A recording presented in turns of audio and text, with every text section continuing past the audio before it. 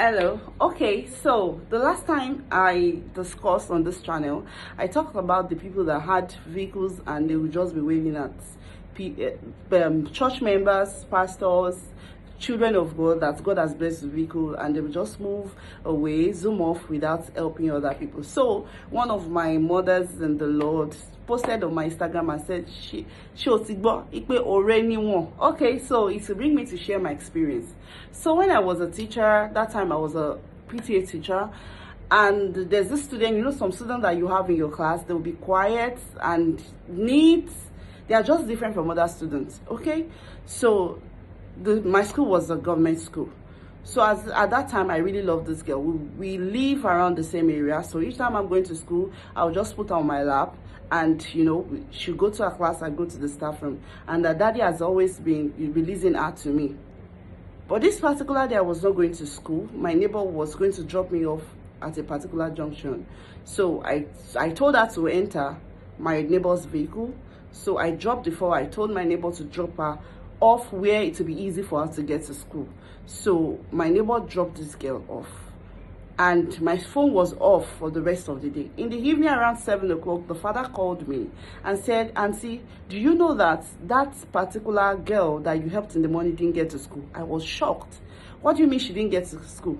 "She had an accident." I said, "What? How can she have an accident?"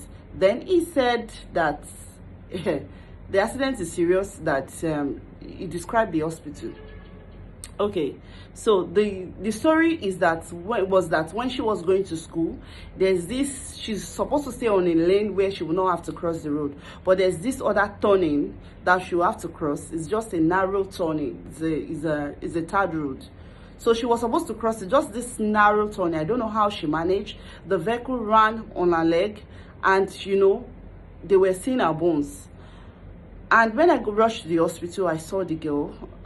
Before I saw the girl, I met the mother. Do you know the mother almost tore me into pieces? The mother said, "Auntie, mommy, who asked you?" Okay, in other words, what she was saying is that, "Auntie, did I ask you to help my daughter? She would have just entered the vehicle and get to school. Did I ask you to help my daughter? I did not ask you to." She was shouting, "I didn't ask you to help my daughter. What type of help is this?" And I was crying. So when somebody says "Oreniwo," I know what it means. And my school had to support and everything. And for weeks, I would go to the hospital, and this woman will eye me. And I had to endure it because of this guilt that I also had, that if I don't help this girl, maybe this wouldn't have happened. And at the end of the days, with surgery and everything, the girl's leg was okay. And later on, the woman will smile. She will see me and smile at me. And each time she smiles at me, I just look at her like, I've been helping this girl for months.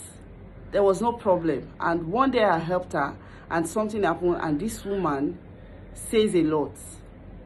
Okay, so my point is, there will always be people that will test. They will test your limits. They will test the love of Christ. They will test you. If you say, "Oh," because there will always be bad people. Even amidst the disciples of Christ, there was Judas Iscariot. There will always be bad people in the house of God. So if you say because somebody has done you this, you have this experience, you are not going to do good to people again, you are restricting your blessings. You are limiting God's faithfulness upon your life, God's blessing. So you can't say because somebody has done something bad, because of that, you also want to do this, you want to change. Let me tell you, even after Jesus Christ fasted, the devil still came to tempt him with what he knew that he was hungry. With that thing that he was craving for, he tempted him.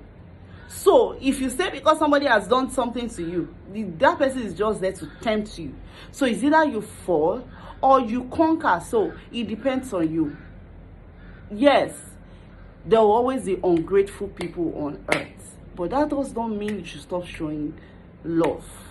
So again, I want to buttress my points. If you have a vehicle, no matter how beautiful your car is the Lord has blessed you with it. I'm not saying, okay, you might not be so generous like my senior colleague to help strangers, but at least your brethren in church, you can still help them. Please do help them. Do help people. And I know there's a reward for it. And I pray that God will bless us. Okay, so bye.